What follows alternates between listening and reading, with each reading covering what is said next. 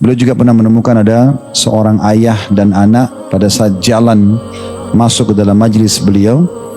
Anak dan ayah ini betul-betul seperti dua saudara kembar. Jadi ayahnya sangat awet muda. Maka kata Umar radhiyallahu anhu, saya benar-benar belum pernah melihat pemandangan seperti hari ini. Ada dua orang yang mirip sekali, kembar gitu. Maka kata sang ayah, wahai Amir Mu'minin, saya bukan saudara kembarnya tapi saya ayahnya. Maka Umar makin kagum, lalu Umar mengatakan radhiyallahu anhu, kalau begitu ceritakan kepada kami bagaimana kisah kamu ini bisa lebih dekat secara tekstur ini dengan anak kamu. Maka orang ini malah membuat makin penasaran, dia mengatakan, wahai Amir Mu'minin, kalau anda mendengarkan kisah bagaimana lahirnya anak saya ini, maka anda akan lebih kagum lagi kepada Allah subhanahu wa ta'ala. Maka Umar suruh orang-orang pada ngumpul, kemudian beliau menyuruh orang ini menceritakan. Pada saat itu orang ini menceritakan kisahnya. Dia mengatakan, wahai Amir Mu'minin, sebelum anak ini lahir, kalau tidak salah umur anak itu sekarang 17-18 tahun pada saat lagi cerita. Jadi ini cerita 17 tahun yang lalu. Sebelum anak ini lahir, saya kebetulan baru menikah dan istri saya lagi hamil.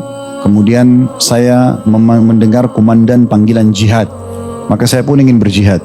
Lalu istri saya membisikkan kepada saya, bagaimana kau meninggalkan aku sendirian di sini? Di Madinah, perempuan ini kebetulan bukan dari Madinah, istri dia. Dari luar dan tidak ada keluarganya.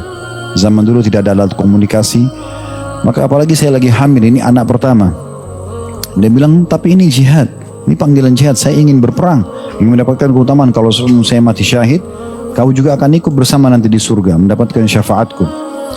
Maka untuk menenangkan istrinya, dia bilang, saya memegang perut istri saya sambil mengatakan, aku menitipkan bayiku ini kepadamu ya Allah. Kemudian dia bilang, saya pun pergi berperang. Setelah selesai pulang berperang, dia bilang, saya pulang ke rumah di Madinah. Tentu pada saat itu berbulan-bulan ya, baru balik gitu. Dia bilang, saya pulang ke rumah setelah sekian lama pulang dari medan perang.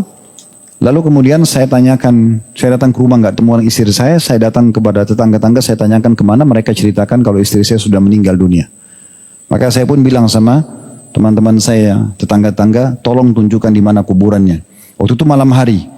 Begitu dia bilang, saya lewat di kuburannya, saya melihat di kuburannya itu ada seperti debu yang sedang berterbangan dari tumpukan tanah kuburan istrinya, seperti tanah yang baru saja ditutup. Padahal ini sudah 2-3 hari yang lalu. Maka dia tanya sama teman-temannya, ini seperti baru dikuburkan. Kata teman-temannya, semenjak istri kamu kami kuburkan, seperti ini kondisi kuburannya. Dia bilang, kalau gitu saya akan gali. Begitu dia gali, ditemukan dari rahim ibunya, dari rahim istrinya itu ada bayi itu. Melahirkan di kuburan gitu. Bagaimana Allahu a'lam proses, tapi begitu kisahnya. Maka lahirlah bayi tersebut. Maka saya pun mengambil bayi tersebut dan inilah anak saya.